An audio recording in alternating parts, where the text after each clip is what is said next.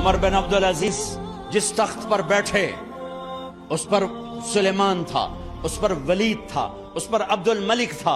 ان تینوں نے اپنے من کو راضی کیا، عمر بن عبدالعزیز نے اپنے رب کو راضی کیا۔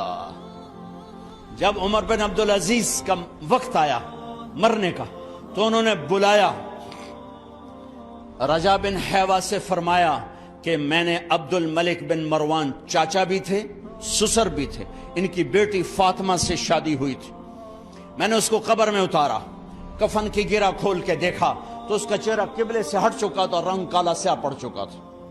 عبد الملک بن مروان گورا چٹا تھا، یہ جگہ سرخ تھی، کالا۔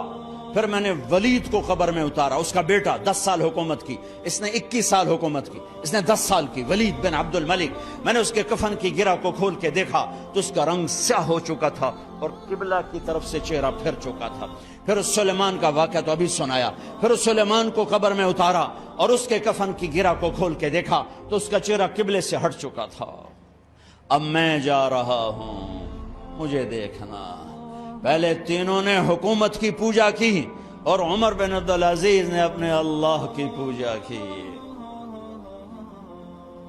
انہوں نے ایک بڑا عجیب خطبہ دیا جب خلیفہ بنے، اے لوگو،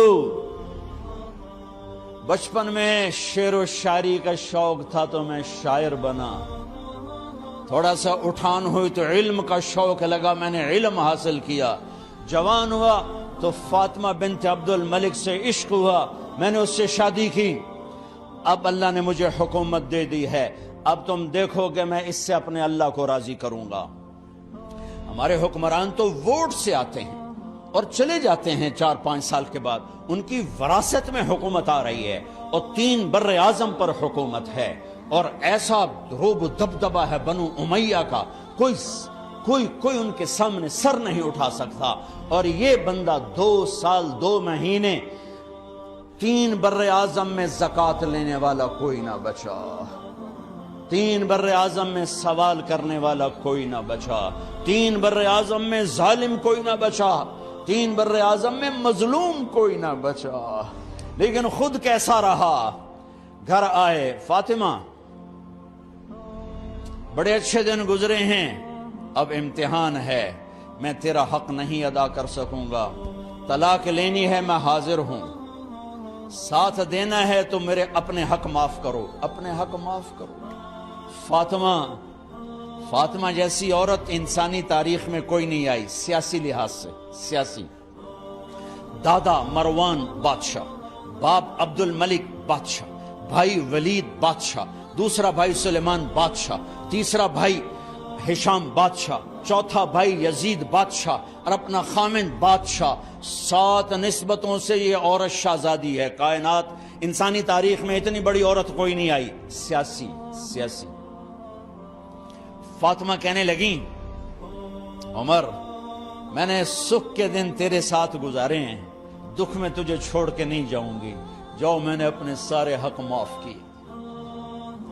پھر حضرت عمر بن عبدالعزیز کی راتیں اور دن کیسے گزرے؟ فاطمہ بنت عبد الملک فرماتی ہیں 2 سال 2 مہینے میں وہ میرے بستر پر میرے ساتھ نہیں لیٹے، انہیں غسل کی ضرورت نہیں پیش آئی، مصلے پہ بیٹھتے اور روتے وہیں سو جاتے اور روتے وہیں سے اٹھتے۔ پر 3 بر اعظم میں ظالم کوئی نہ بچا، مظلوم کوئی نہ بچا، زکوٰۃ لینے والا کوئی نہ بچا، بھکاری بھیک مانگنے والا کوئی نہ بچا، 3 بر اعظم کو ایسے صاف کر دیا۔ یہ فیصل آباد بھی ان کی حکومت میں شامل تھا، چونکہ ملتان وہ بمبئی تک اور ملتان دیپال پور تک، یہ سارا علاقہ ملتان میں آتا ہے، اور محمد بن قاسم نے ملتان فتح کیا ولید کے زمانے میں۔ اپنی حکومت کو اللہ کی رضا کے لیے استعمال کیا۔ کیسے استعمال کیا؟ سارے مال فاطمہ کا سارا زیور بیت المال میں ڈال دیا، تنخواہ پہ آ گئے، عید کا موقع آیا، بچوں نے ماں سے کہا، 12 بچے تھے، بچیاں 12 بچے بچیاں، ہمیں کپڑے لے کر دو، عید آ رہی ہے، ہر آدمی اپنے بچوں کے لیے کپڑے لے رہا ہے، ہمارے بچے بھی کہہ رہے ہیں کپڑے لیں، جاؤ بھائی لو۔ فاطمہ کے پاس عمر 3 بر اعظم کے بادشاہ کے بچے آ رہے ہیں، ماں جی عید آ رہی، کپڑے تو لے دیں، ابا سے کہیں کہ ابا سے بات کرتی ہوں. ابا تشریف لائے، خزانے لبالب بھرے ہوئے ہیں گندم کے ڈھیر کی طرح، کہ امیر المومنین بچے کپڑے مانگ رہے ہیں. فاطمہ میرے پاس تو پیسے نہیں، میں کہاں سے کپڑے لے کر دوں، میرے پاس تو پیسے کوئی نہیں.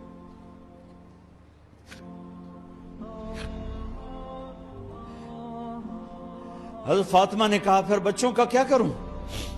کہا پھر مجھے بھی نہیں پتا کیا کروں. اس کے پہلے 3 حکمرانوں نے لوٹ مار کے بازار گرم کیے، ظلم و ستم کے پہاڑ توڑے، اور آج اسی خزانے پہ ایک شخص بیٹھا ہے جو اللہ کو راضی کرنے کے جھنڈے گاڑ رہا ہے. تو فاطمہ نے کہا آپ ایسا کریں، اگلے مہینے کی تنخواہ ایڈوانس لے لیں، اس سے میں اپنے بچوں کو کپڑے لے دیتی ہوں، اور گھر کا خرچہ میں مزدوری کر کے گھر کی روٹی چلا لوں گی. ارے اپنی تاریخ پڑھو، صرف ڈرامے ہی نہ دیکھتے رہ جاؤ، صرف گانے ہی نہ سنتے رہ جاؤ. اور بھی دکھ ہیں زمانے میں محبت کے سوا، راحتیں اور بھی ہیں وصل کی راحت کے سوا. انہوں نے اپنے بلایا وزیر خزانہ مزاحم، اپنا ہی غلام. ہاں بھائی مزاحم، ہمیں بچوں کے کپڑے چاہیے، تو اگلے مہینے کی تنخواہ ایڈوانس مل جائے. وہ کہنے لگے امیر المومنین آپ مجھے لکھ کر دے دیں کہ آپ 1 مہینہ زندہ رہیں گے، میں آپ کو تنخواہ دے دیتا ہوں. عمر بن عبدالعزیز سر جھکایا، اٹھے، گھر گئے. فاطمہ میرے بچوں سے کہہ دو کہ تمہارا باپ کپڑے لے کے نہیں دے سکتا. اپنی تاریخ تو دیکھو.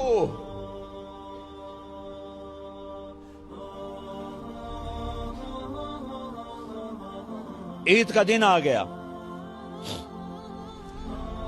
خلیفہ وقت عید کی نماز پڑھاتے تھے، نمازیں بھی خلیفہ وقت پڑھاتے تھے. بنو امیہ کا خاندان ملنے کے لیے آ رہا ہے. سارے سرداروں کے بیٹے اعلیٰ پوشاک، اعلیٰ لباس، ملنے آ رہے ہیں.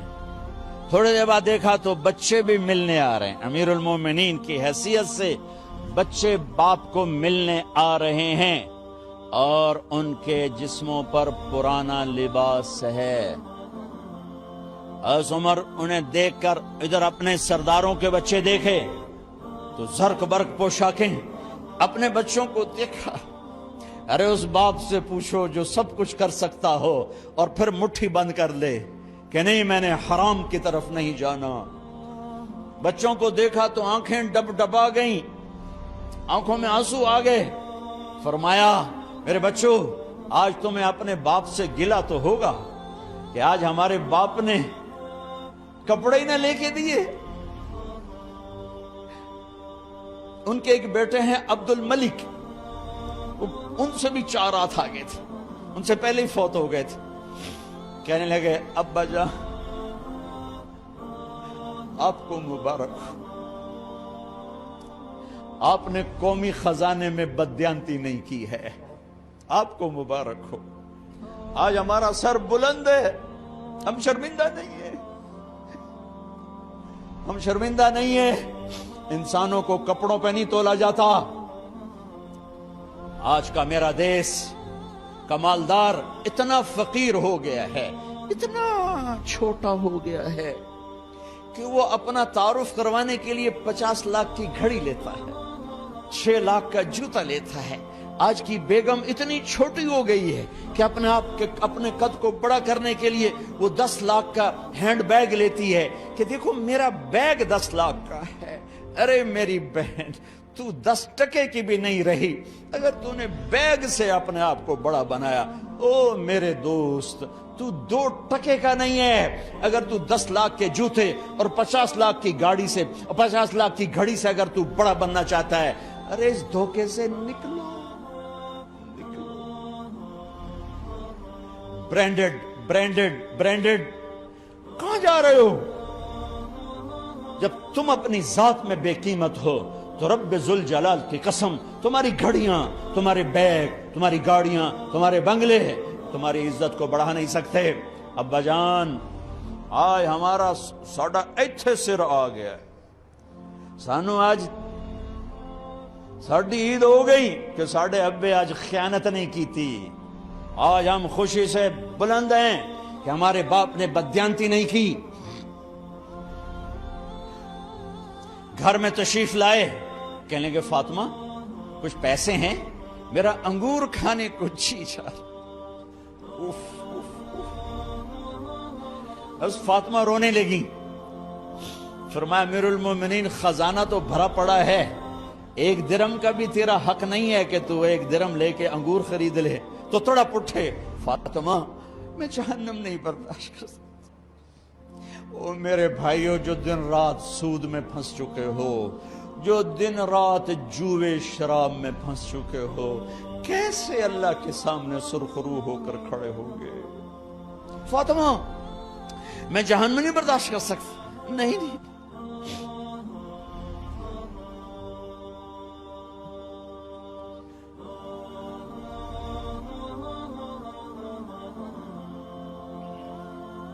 ایک رات گھر میں تشریف لائے، بچیاں بیٹیاں، منہ پہ ہاتھ، کپڑا رکھا، دوپٹہ رکھا منہ پہ، اور بات کریں۔ آپ نے پوچھا ارے کیا ہوا تمہیں، یہ منہ پہ کپڑا کیوں رکھتے ہو؟ تو خاموش ہو گئی، لیکن گھر کی خادمہ رو پڑی۔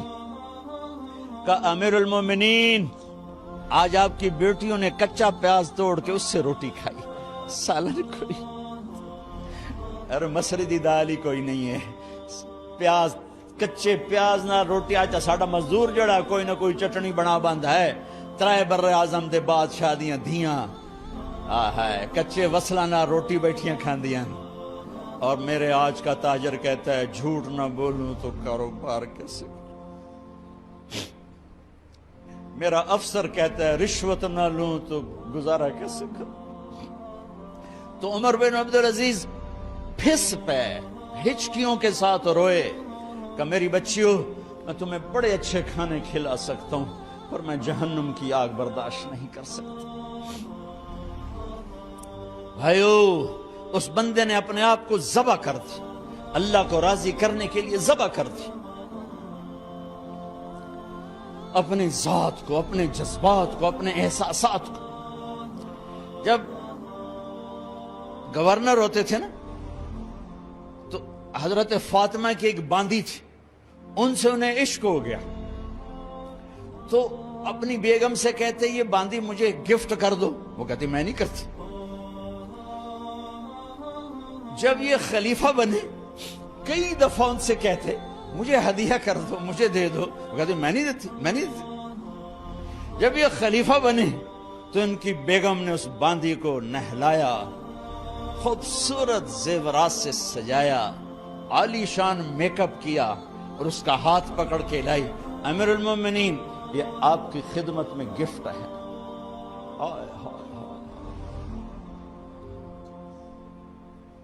اس کو یوں دیکھا، فرمایا کہاں سے آئی تھی؟ کہا جی عبد الملک نے کوفے سے مجھے زبردستی اٹھوایا تھا، تو 2 آدمی بلائے کہ جاؤ اسے اس کے مالک کے پاس واپس بھیج دو۔ وہ کہنے لگی این وجدک علی یا امیر المؤمنین، امیر المؤمنین آپ کا عشق کہاں گیا جو میرے ساتھ تھا؟ تو عمر کی آنکھیں بھر آئیں، کہا وہ پہلے سے بھی زیادہ ہے لیکن تمہیں اللہ کے لیے قربان کرتا، میں اپنے عشق کو اللہ کے لیے قربان کرتا۔ ہاں اب اللہ نے صلہ کیا دیا، جب انتقال ہوا ہونے لگا تو بلایا رجا کو، جو میں بات پہلے چھوڑ کے ادھر ان کی تھوڑی سیرت بتائی کہ رجا اب میں مرنے لگا ہوں، عبد الملک کالا ہو گیا تھا، ولید کالا ہو گیا تھا، سلیمان کالا ہو گیا تھا۔ یہ کیوں کالے ہوئے تھے؟ یہ بے نمازی نہیں تھے، بدکاری نہیں کرتے تھے، کسی کی طرف ان کی میلی آنکھ نہیں اٹھی کبھی، یہ ظالم تھے، ظالم انسانوں کا خون پیا، مال میں خیانت کی، اس پر اللہ نے چہرے پھیر دیے۔ آج عمر بن عبدالعزیز جا رہا ہے کہ دیکھو میں جا رہا ہوں، مجھے دیکھو میرے ساتھ کیا ہوتا ہے۔ ان کا انتقال ہوا، ان کی میت قبر کے کنارے رکھی گئی اور اب نیچے اتارنا ہے۔ سلیمان کی میت کو اتارنے لگے تو ہلنے لگا اور عذاب قبر پہلے شروع ہو گیا۔ عمر کی میت کو جب قبر کے قریب کیا گیا، ایسے ہوا کا جھونکا آیا، ایک پرچہ ایسے لہراتا ہوا یوں آیا، یوں آیا، یوں آیا اور عمر کے سینے پر گر گیا۔ لوگ کٹھے ہو گئے، پرچے کو کھول کے دیکھا گیا تو اس پہ لکھا تھا بسم اللہ الرحمن الرحیم، براءۃ من اللہ لعمر بن عبد العزیز من النار۔ یہ پروانہ ہے اللہ کی طرف سے اس کے بندے عمر کے لیے کہ اسے جہنم سے نجات کی خوشخبری سنا دی جائے۔ آہا، مرنا ہو تو یوں مرو، اللہ ایسی موت دے دے۔ کہتے ہیں پھر میں نے ان کو قبر میں اتارا، جب قبر میں اتارا تو کیا دیکھا؟ میں نے کفن کی گرہ کھولی تو چہرہ قبلے کی طرف فٹ اور یوں لگا جیسے 14ویں رات کا چاند قبر میں اتر آیا ہو۔ میرے بھائیوں بہنوں، اپنے اللہ سے صلح کر لو، اپنے اللہ سے صلح کر لو، اس کے محبوب مصطفیٰ صلی اللہ علیہ وسلم کی غلامی میں آ جاؤ، آ جاؤ، آ جاؤ۔